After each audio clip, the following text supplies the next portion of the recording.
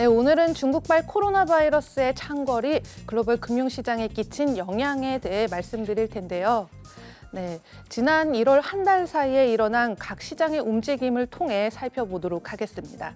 이번 코로나 바이러스의 세계 경제 피해액은 1,600억 달러, 그러니까 우리 돈으로 약 200조 원에 미칠 것이라는 전망도 나왔는데, 이는 2003년 사스보다 4배나 많은 피해 금액에 달할 지경입니다.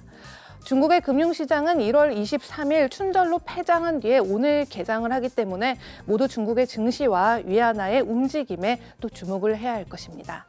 그럼 먼저 S&P 500은 지난 8월 초 이후 가장 큰 주간 하락폭을 보였는데요.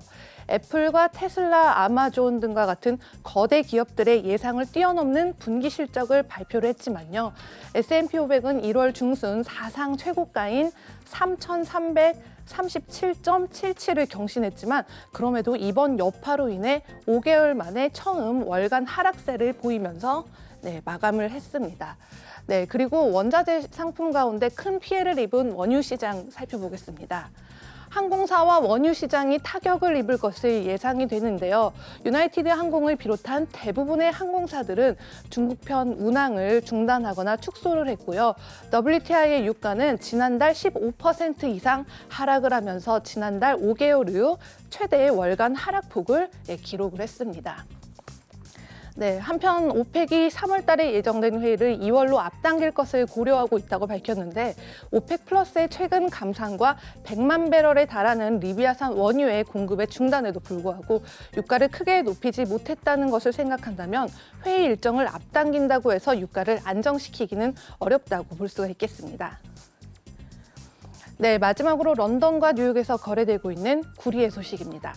런던의 구리 선물은 지난달 10% 가까이 빠지면서 2015년 11월 이후 최대의 월간 하락폭을 보였는데요. 게다가 종가 기준으로는 2016년 12월 이후 최저가를 기록을 했습니다.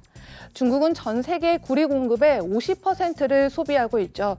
그렇기 때문에 월드뱅크의 통계에 따르면 세계 경제가 2009년부터 2019년까지 10년 동안 총 30% 내지는 연평균 3% 상승하는 사이에 구리는 15% 하락을 했다고 전해졌습니다.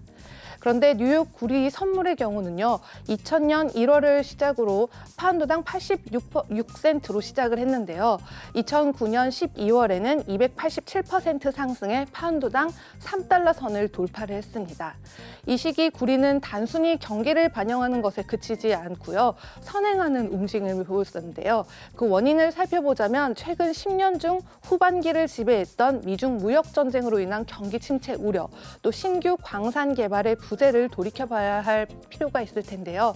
애널리스트들은 이 문제를 해결하기 위해서 광석을 파고 저탄소 시멘트를 넣고 광정 관련 공장을 짓고 인력까지 투입이 되려면 아무래도 구리의 가격이 톤당 8,800달러로, 즉 현재보다 60% 가까이 높아져야만 한다고 주장을 하고 있는 상황입니다. 네, 지금까지 인베스팅닷컴에서 전하는 글로벌 금융시장 브리핑 펄스였습니다.